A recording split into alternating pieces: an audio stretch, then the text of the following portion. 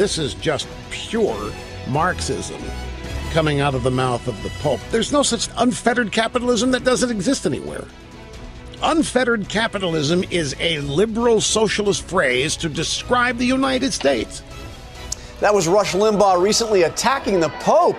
But this weekend, Pope Francis responded, telling an Italian newspaper, quote, "Marxist ideology is wrong, but I have met many Marxists in my life who are good people, so I don't feel offended."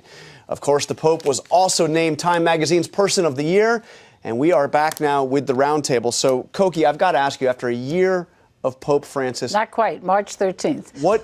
So he's not even been a year, but it's been a remarkable year. What kind of an impact? I mean, he's shaking up the church. He's shaking up the church. He's got people loving him. Our ABC poll shows him with a 92% approval rating among Catholics and among non-Catholics in the 60s, twice what Benedict had. He's fun, he's loving, he's kind, he's humble, and people are responding to that. But he's also saying very important things. And what he's saying is basically what Jesus said. And why this is making people puzzled is a very interesting thing. They clearly have not spent much time with reading the New Testament.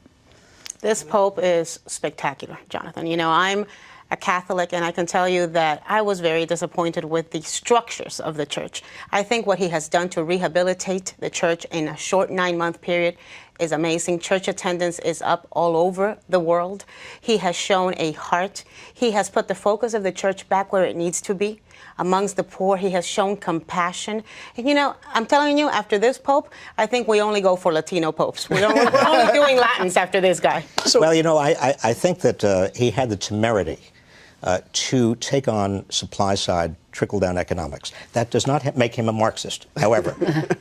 And I think that what he was saying is something that a lot of people, not only in the United States, but everywhere around the world, are concerned about, and that is a widening inequality, the kind of savagery of that widening inequality in terms of what it is doing to our societies. And let me ask you, Mr. Gingrich, Speaker, when you look at that issue of inequality, and this is something he's put front and center, the Pope has, it's something, of course, that President Obama talks a lot about. We saw the story about homelessness in New York, stark reality of the gap in the nation's biggest city.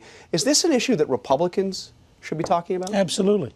I mean, how can you justify the level of wealth in those big towers in New York City, right, and the level of poverty in those alleys? Absolutely. And without talking about government, say, surely a society that cared, that believed every person was endowed by their creator with the right to pursue happiness, would come up with a better solution than 22,000 children that are homeless. And I think that the Republican Party has an obligation to rethink some of its indifference to the very poor. And I think the Democrats have an obligation to ask themselves, after 50 years of the war on poverty, isn't it clear the government is not a very good Well, except for that, wait a minute, hold on here. Public policy actually does make a difference. Mr. Secretary.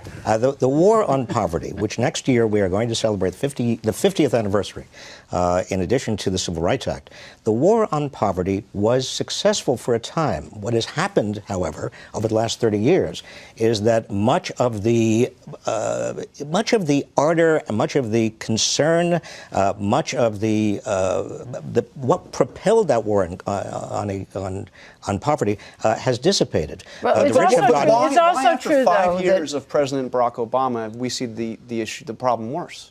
Well, the problem is worse. I think it has something to do, perhaps, with the intransigence of the Speaker's party, because every time there was a jobs bill, every time there was an effort to expand low-income housing, every time there was an effort to provide better opportunities for young people. We're talking about equal opportunity. Equal opportunity is at the basis of this is baloney. What is baloney? Here's the baloney. Every major city which is a center of poverty is run by Democrats. Every major city. Yes. Their policies have failed. You're not willing to admit it. And the fact is, it's the poor who suffer from bad. Wait a minute. First of all, Bloomberg is not a Democrat. And secondly, what's happening in America? A lot of these public policies. We've had a Democrat in New York for 20 years. What's happening in America is happening all over America, and it is happening in a way that has to do with the fact that wages, median wages, are going nowhere, and rents are going up, and there is absolutely no response in Washington or elsewhere, particularly, Newt, I'm surprised you are not. All right, we are unfortunately out of time. Obviously, a subject we will come back to.